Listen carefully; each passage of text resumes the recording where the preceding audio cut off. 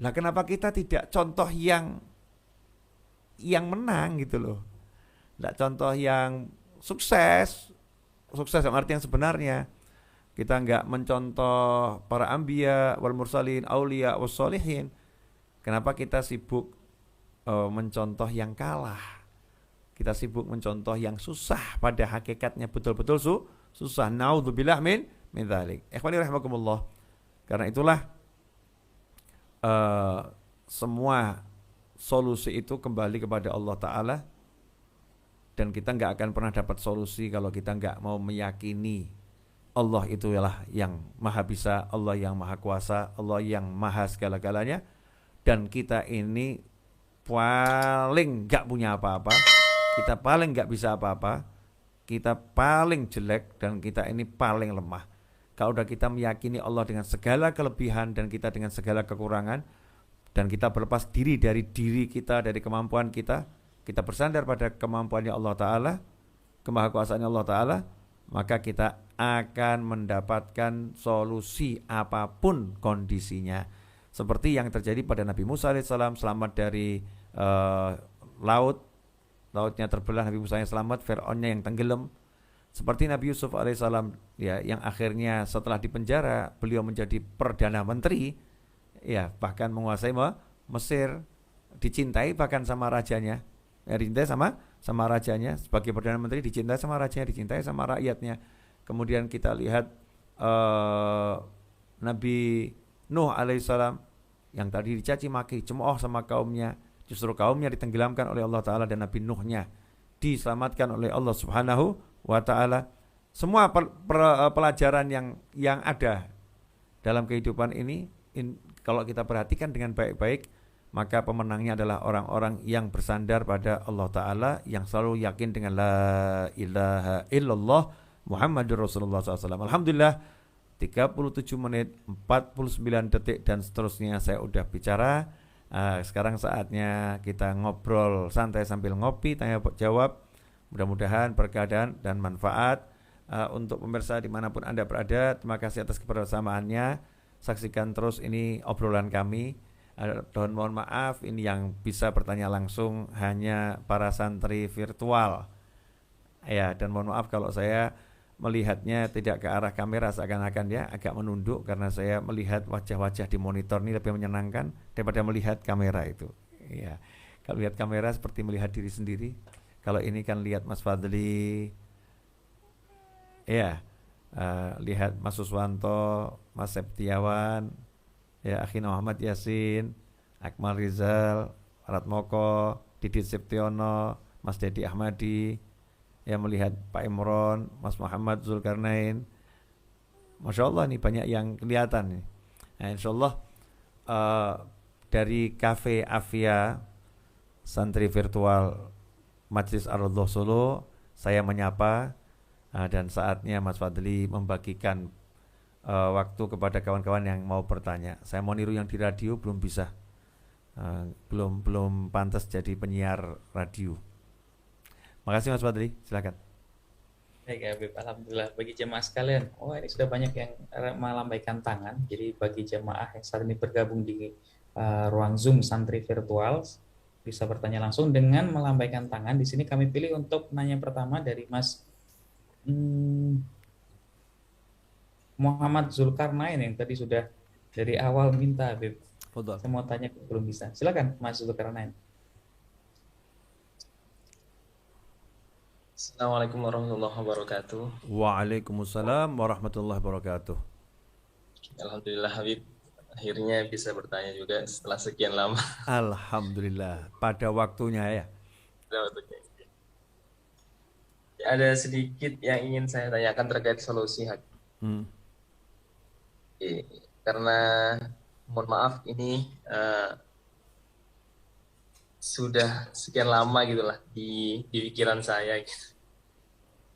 Nah, yang ingin saya tanyakan Habib, apakah memang ada tata cara khusus ketika kita membaca baik itu Al-Quran, zikir dan sebagainya dengan lisan dan juga dengan hati?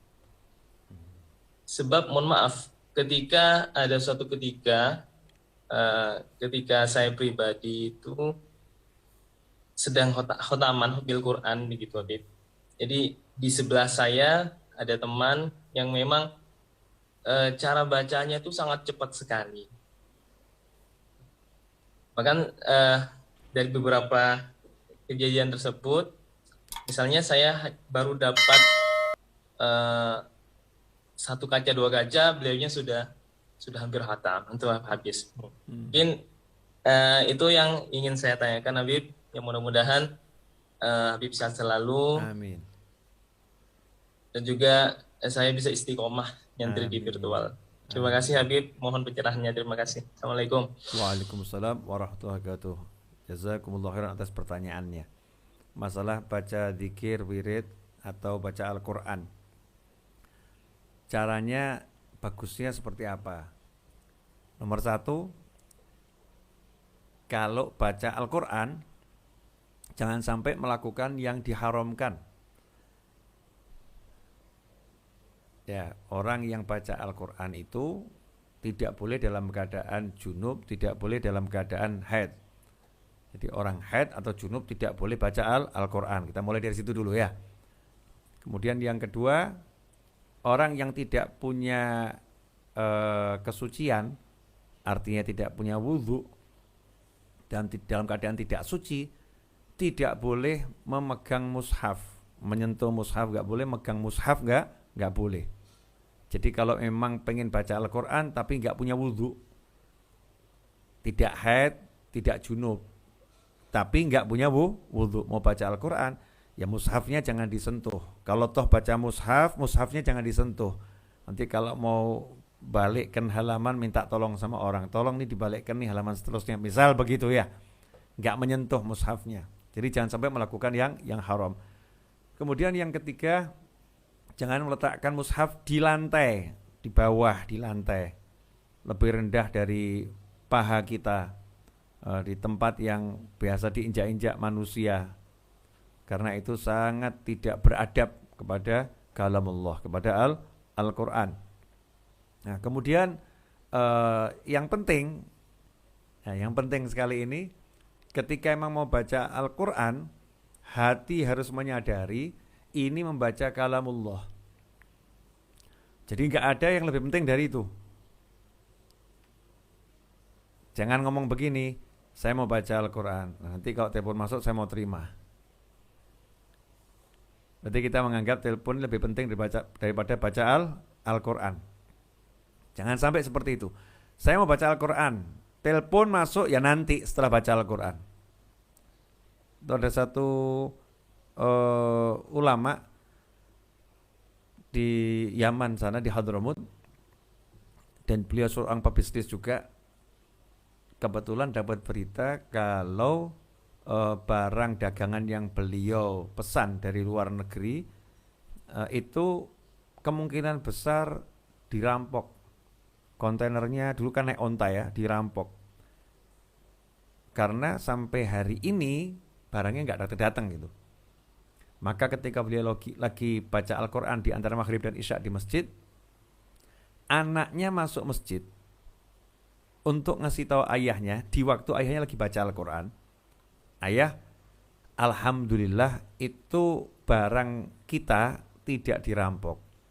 Memang ada kendala dalam pengiriman, datangnya terlambat. Jadi ontanya lagi agak ngambek gitu ya, nggak mau jalan, sehingga terlambat pengirimannya saja. Ini udah nyampe semua, sekian kontainer kalau bahasa sekarang, itu selamat, nggak ada masalah apa-apa.